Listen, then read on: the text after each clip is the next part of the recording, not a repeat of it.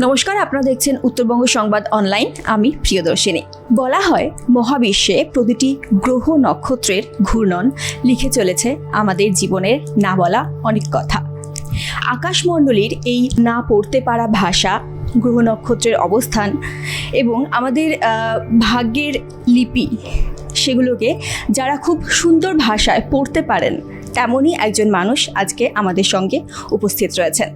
আমাদের সঙ্গে উপস্থিত রয়েছেন মহাকাল সাধক রুদ্রায়ণ দেব, লাইফ কোচ এবং হিলার। আপনাকে স্বাগত। প্রথমেই একটা বিষয় আমি আপনাকে জিজ্ঞেস করতে চাই যে আমরা জ্যোতিষ মানে যেটা বুঝি একটা অন্যরকম বেশভূষা, গলায় অনেক কিছু থাকে, হাতে অনেক রকমের আংটি, অনেক কিছু আমরা দেখতে পাই। আপনার কাছে আমি সেগুলো দেখতে পাচ্ছি না প্রথমত, এবং দ্বিতীয়ত আপনার নামের পরে যেটা আমি বললাম যে লাইফ কোচ এবং হিলার, এই বিষয়টা কি? আচ্ছা, প্রথম কথা যেটা আপনি বললেন যে আমার ডেজিগনেশন যে লাইফ কোচ স্পিরিচুয়াল হিলার, তো এটার একটু ব্যাখ্যাটা আগে দিই। এটা হচ্ছে স্পিরিচুয়াল হিলার মানে হচ্ছে আধ্যাত্মিক জগতের যিনি পথ দেখায়। আমাদের দৈনন্দিন জীবনে মানুষের জীবনে অনেক দুঃখ কষ্ট থাকে, তো দুঃখ কষ্টের থাকলে মানুষ কিন্তু কোথায় যাবে কি করবে একটা মানুষ কিন্তু বুঝে উঠতে পারে না, দিশাহীন হয়ে থাকে।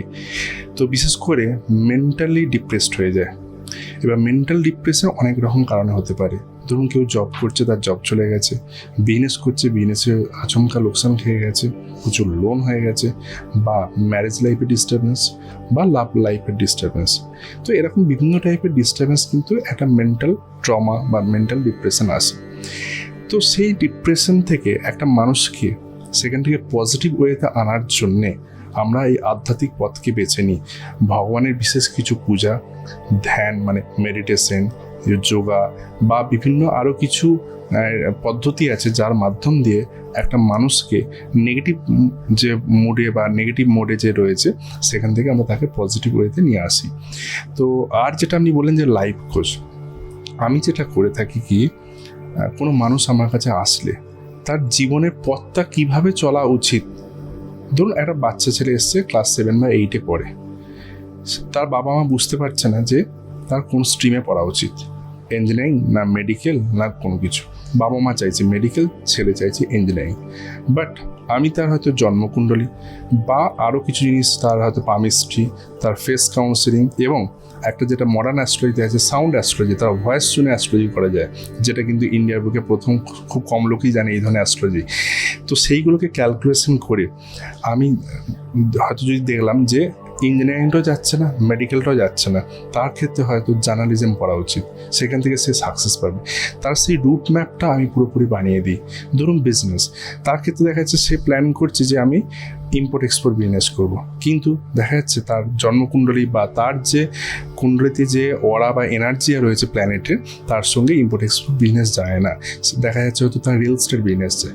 তো সেই যে গাইডেন্স, যে লাইফটা চলতে গেলে কীভাবে কোন পথ দিয়ে যেতে হবে, তার পুরো প্ল্যানিং আমি কিন্তু বানিয়ে দিই। আর একটা যেটা আপনি ইম্পর্টেন্ট কোয়েশ্চেনটা করলেন যে ড্রেস বা বেশভূষা, ডেফিনেটলি আমরা এটা দেখতে অভ্যস্ত যে অ্যাস্ট্রোলজার বা তন্ত্র যারা সাধনা করে তারা অনেক রুদ্রাক্ষ বা বিভিন্ন টাইপের ড্রেস পরে। দেখুন, আমি প্রত্যেকের ড্রেস বা তাদের বেশভূষা নিয়ে তাদেরকে সম্মান জানিয়ে একটা কথা বলছি। প্রত্যেকের কাছে একটা অন্যরকমভাবে প্রত্যেকে চলে, ঠিক আছে? তো অনেকেই ভেবে নেয় যে এই সঙ্গে যুক্ত থাকা মানে আমাকে এরকম ড্রেস পরেই বসতে হবে। এটা কিন্তু কোনো শাস্ত্রে বলা নেই। আর যদি শাস্ত্র সম্পর্কে যদি আমার জ্ঞান থাকে, এই ড্রেস কোনো ফ্যাক্টর নয়। কারণ অ্যাস্ট্রোলজিটা হচ্ছে একটা আধ্যাত্মিক পথ, মানুষকে সঠিক দিশা দেখানোর পথ। এটা করে বিজনেস করে লোক ঠকাইয়ে ম্যানিপুলেটিভ করে মানুষকে আরও ডিপ্রেশন থেকে নিয়ে যাওয়াটা ঠিক নয়। আর একটা জিনিস যদি আপনি দেখেন, আমরা যদি মানে আধুনিক যুগে বলুন, আমরা জানি সব থেকে যে তন্ত্র সাধক ছিলেন বামদেব বা শ্রীরামকৃষ্ণদেব, তারা কিন্তু এই ধরনের বেশভূষা করে কোনোদিন বসেনি। যে অরিজিনাল সাধনা জানবে তার ক্ষেত্রে এগুলো দরকার হয় না। আর একটা যেটা ইম্পর্টেন্ট আপনি কোয়েশ্চেন করেছেন যে আপনার হাতে সেইভাবে আমি জেমস বা স্টোন দেখতে পাচ্ছেন না। দেখুন, এই যে দেখবেন অনেকে বলে আমি মাদ্রি সাধক, কেউ বলে আমি কামাখ্যা সাধক, কেউ বলে আমি তারা সাধক বা কালী সাধক। যদি তার সাধনাই যদি প্রপার হয়, গ্রহ নক্ষত্র ঠিক করার জন্য, তাহলে তাকে আরও 10টা বা 8টা বা 6টা জেমস পড়তে হচ্ছে কেন সেই অ্যাস্ট্রোলজার বা তন্ত্র সাধককে? তার সাধনাটা কিসের? তার যদি পাশে মায়ের ব্লেসিংস বা বাবার ব্লেসিংস যদি প্রপার থাকে, তাহলে তাকে আবার জেমস পড়ে গ্রহকে ঠিক করতে হবে কেন? এবার আপনারাই বুঝে নিন ব্যাপারটা কি।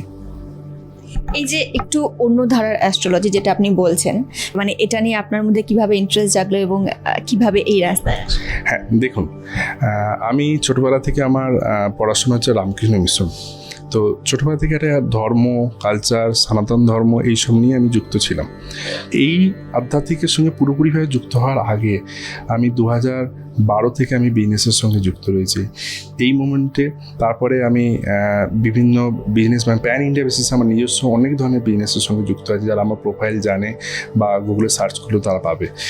তো এই পথটাকে আমি বেছে নিয়েছি। বিজনেস যখন করা হয় না, মানসিক অনেক টেনশন থাকে, অনেক সময় স্ট্র্যাটেজিক ডিসিশন নিতে ভুল হবে, বাট যখন আধ্যাত্মিক না মানুষকে, মাইন্ডকে কন্ট্রোল করে, মনকে শান্ত করে দেয়। তো আমার পুরো জিনিসটাকে মেন্টাল ব্যালেন্স রাখার জন্য আমি বিজনেসের সঙ্গে এই স্পিরিচুয়াল পদ্ধতির সঙ্গে আমি যুক্ত রয়েছি। আমি নিজের ক্ষেত্রে যেটা ইমপ্লিমেন্ট করতে পারি যে কখন কোন সময় আমাকে কি করতে হবে এবং তার রেকটিফিকেশন কি করতে হবে, যেহেতু আমি নিজে ব্যাপারটার সঙ্গে যুক্ত, এতে আমার নিজের অনেক বেনিফিট আমার হয়েছে। এবার আমার বেনিফিটের সাথে আরেকটা যে জিনিস হয়েছে, আমার অর্গানাইজেশন নাম হচ্ছে 7 চাক্রাস ডিভাইন রুদ্রায়ণ পারামার্থ ফাউন্ডেশন। এটা একটা সম্পূর্ণ এনজিও। আমরা এর আন্ডারে কিছু বাচ্চা অরফ্যানদের পাশে আমরা দাঁড়িয়েছি এবং ভবিষ্যতে চেষ্টা করছি আমরা আরও বৃদ্ধ বা বৃদ্ধা মানুষ যাদের পাশে কেউ দাঁড়াবার কেউ নেই, তাদের পাশে দাঁড়ানোর জন্য আমরা একটা প্রচণ্ড প্রচেষ্টা করছি। বা অনেক সময় ধরুন কেউ হয়তো কোনো প্রবলেম, লিগ্যাল বা কোর্ট কেস ইস্যু হয়েছে, সে হয়তো কোনোভাবে অ্যাডভোকেটের কাছে গাইডেন্স পাচ্ছে না, অনেক সময় তাকে আমরা লিগালিও সাপোর্ট দিয়ে থাকি। স্পিরিচুয়াল সাপোর্ট যেমন থাকে, এই অর্গানাইজেশন থেকে আমরা লিগ্যাল সাপোর্ট আমরা দিয়ে থাকি।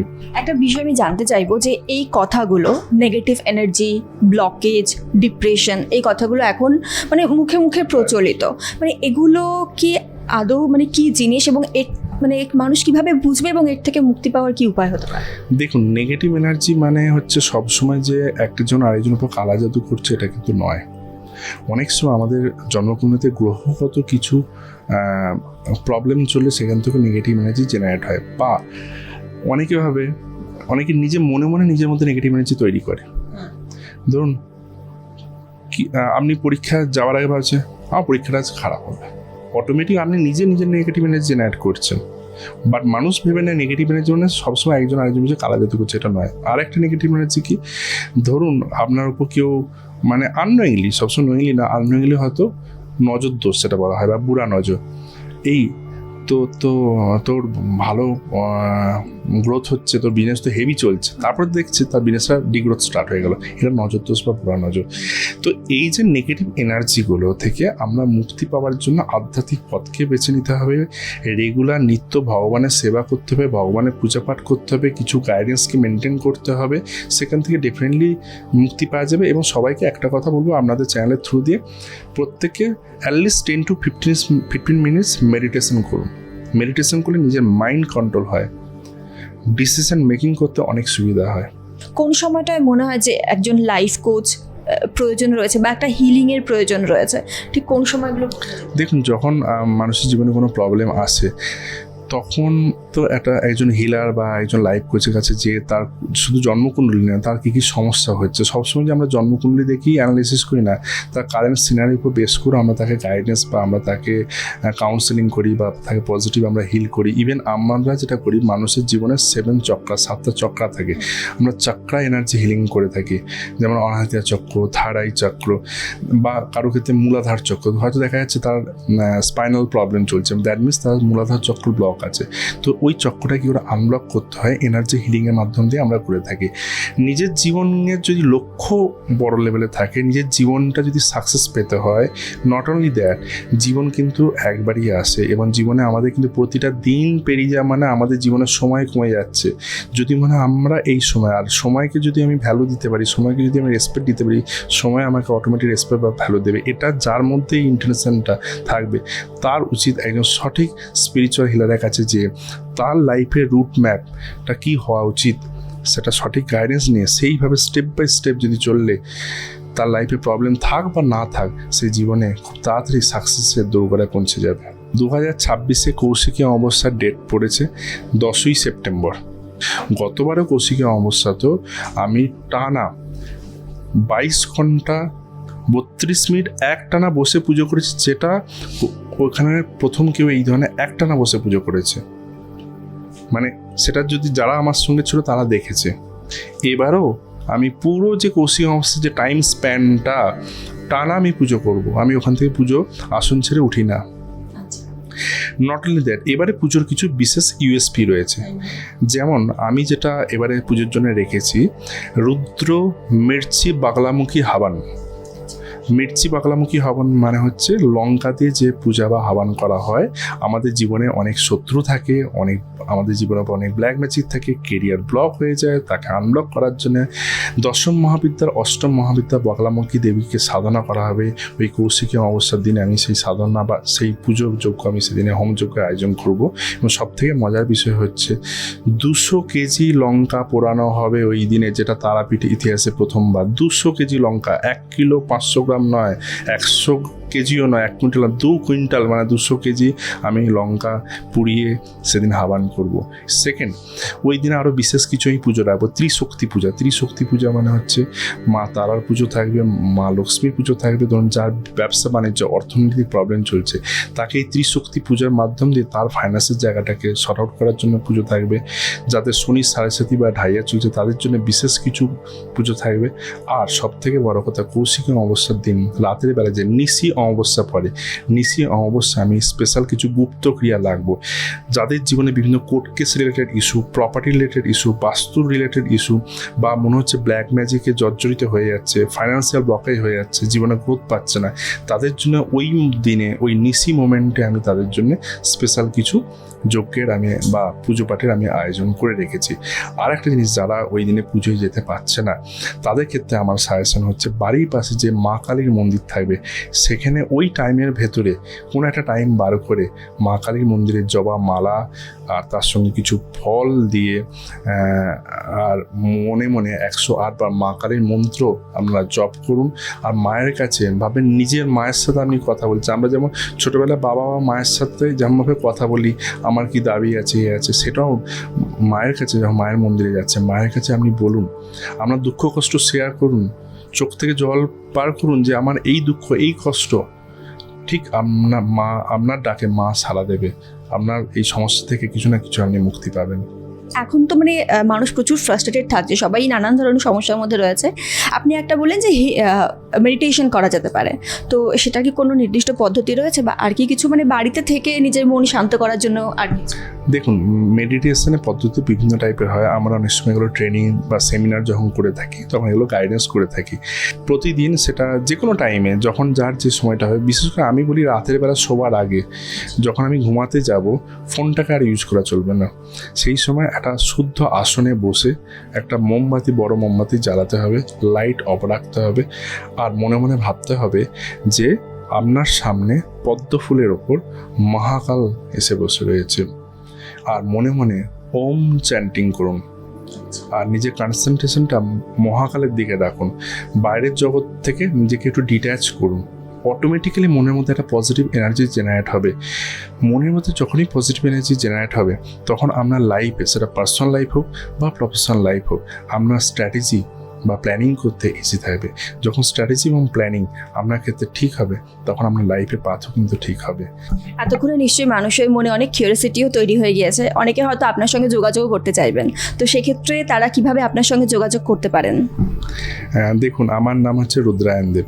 তো গুগলে যদি রুদ্রায়ণ দেব বলে কেউ সার্চ করে আমার ওয়েবসাইট পেয়ে যাবে। ওয়েবসাইটে আমার ফোন নাম্বার রয়েছে, আমার ইমেল আইডি রয়েছে, এবং ওয়েবসাইটের সঙ্গে সোশ্যাল মিডিয়ার সব লিঙ্ক রয়েছে, Facebook, Instagram, LinkedIn, x handle, YouTube. বা ফেসবুকে যদি কেউ রুদ্রায়ণ দেব বলে সার্চ করে বা ইনস্টাগ্রামে যদি রুদ্রায়ণ দেব বলে সার্চ করে আমার প্রোফাইল পেয়ে যাবেন। সেখানে আমার ফোন নাম্বার দেওয়া রয়েছে। বাট তা সত্ত্বেও আমি আমার ফোন নাম্বারটা আমি ডিক্ট করে দিচ্ছি, 8240193976। এই ফোন নাম্বারে যোগাযোগ করে অ্যাপয়েন্ট করিয়ে নেবেন।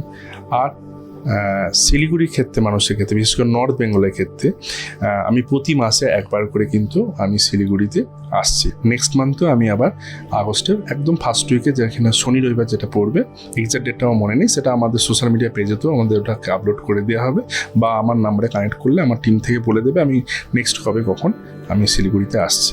তো এইভাবেই আমার সঙ্গে তারা যোগাযোগ করতে পারে। অসংখ্য ধন্যবাদ আপনাকে। এই ভিডিওটা আশা করি অনেকেরই অনেক কাজে লাগবে, কারণ অনেক বিষয় নিয়ে আমরা আলোচনা করলাম। আমার মনে হয় যে এটা অনেকেরই অনেক কাজে লাগতে পারে। এই ভিডিওটা এই পর্যন্তই। আমাদের সঙ্গে থাকুন, দেখতে থাকুন উত্তরবঙ্গ সংবাদ।